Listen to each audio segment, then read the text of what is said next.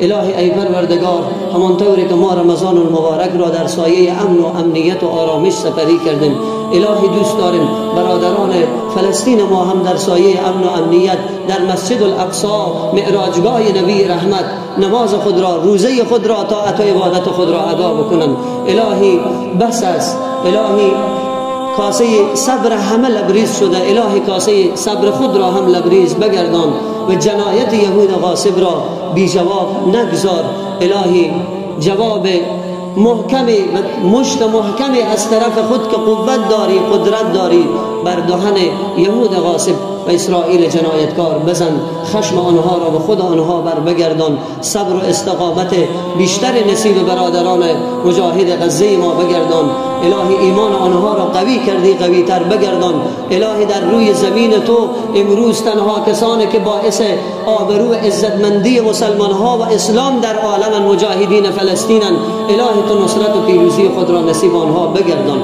الهی به فرموده ابوبکر صدیق که در میدان بدر گفت ان تهلك هذه العصابه لم تعبد، ای خدا اگر این لشکر شکست بخورد دیگه تو در روی زمین عبادت نمیشوی.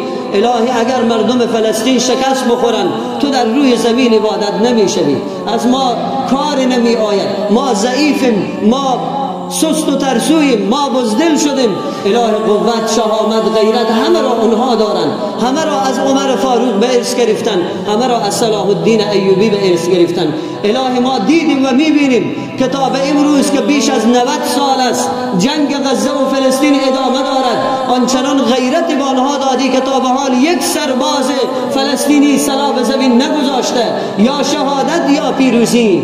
اما هزاران سرباز اسرائیلی را دیدیم که فرار کرده، هزاران سرباز اسرائیلی را دیدیم که از نظام دست کشیده، رعشه و تزلزل در بین آنها افتاده. تو این رعشه و تزلزل زیادتر بگردان. الهی در چند روز پیش کلیپی پخش شده بود، بعد از این که همون روز اول قطع آتش بس 300-400 نفر را شهید کردند از طرف مجاهدین فلسطین، چند تا موشک به طرف اسرائیل حواله شد. در همون لحظه آنچنان ترسی به جان نتانیاهوی خبیث افتاد که به زیرزمینی ها درو خزیده بود و با انگلیسی صدای او می آمد که می گفت چقدر تأسف بد است، چقدر خجالت آور است، شرم آور است این حالت من. تمام قوت ظاهری را دارم اما از یک سلاح معمولی و کوچک مجاهدین هراس دارن، می ترسن. این هراس و رعب و وحشت ارث نبی رحمت است. الهی تو این هراس و رعب و وحشت را در دل دشمنان بیشتر کن. الهی تو قوت و قدرت و نصرت غیبی را که وعده دادی نصیب مجاهدین فلسطین و مجاهدین کل عالم اسلام بگردان. الهی ما با امید این زندگی می کنیم که روزی بر فراز دنیا پرچم لا اله الا الله محمد رسول الله را به اهتزاز ببینیم. الهی با امید این زندگیم و زندگی میکنیم که روز آبادی و آزادی مسجد الاقصی را ببینیم. الهی مسجد الاقصی نزد تو عزیز است. الهی مسجد الاقصی معراجگاه رسول الله است.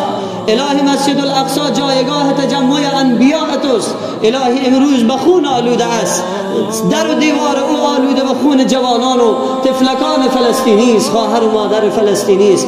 الهی ای پروردگار در و دیوار او را مصفا و مزکا با گل و ریحان بگردان. الهی آزادی مسجد الاقصی را زمان بگردان که ما زنده ایم و ببینیم و از این خوشحالی و مسرت ما هم در روی زمین خدا بهره مند بشیم. الهی دعاهای ما را در حق برادران ما قبول کن. الهی دعاها و نیازها و اشکای ما را به برادران و خواهران فلسطینی ما برسان. الهی با آنها بگو که اگر دست اینها از لحاظ ظاهری کوتاه است اما از لحاظ معنوی دست آنها بالاست. دست مجاهدین افغانستان، دست ملت مظلوم افغانستان همیشه به سوی تو بالاست به خاطر کامیابی برادر و خواهر فلسطینی ما. الهی ما در بحبوحه روزهای عید قرار داریم. الهی ما در حال آماده باش کردن سفره‌های عیدی و رنگارنگ عید قرار داریم. الهی آنها در درون ویران‌ها سفره هموار می‌کنند. الهی پروردگار چه می شود روزی بیاید که در بین سرزمین فلسطین هم سفره‌های رنگارنگ با شادی تمام ببینیم. الهی شب عید است و زان شهر غم‌آلود ز شادی بر نمی آید صدایی. در آن ماتم سرا چیزی نبینی به جز آهی یتیم و بینوایی. الهی قصد ویران کردن خانه تو را دارم.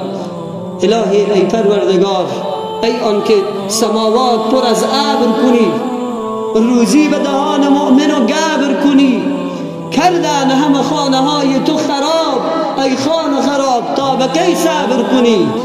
الهی ای پروردگار خشم یهود به خود آنها بر بگردان.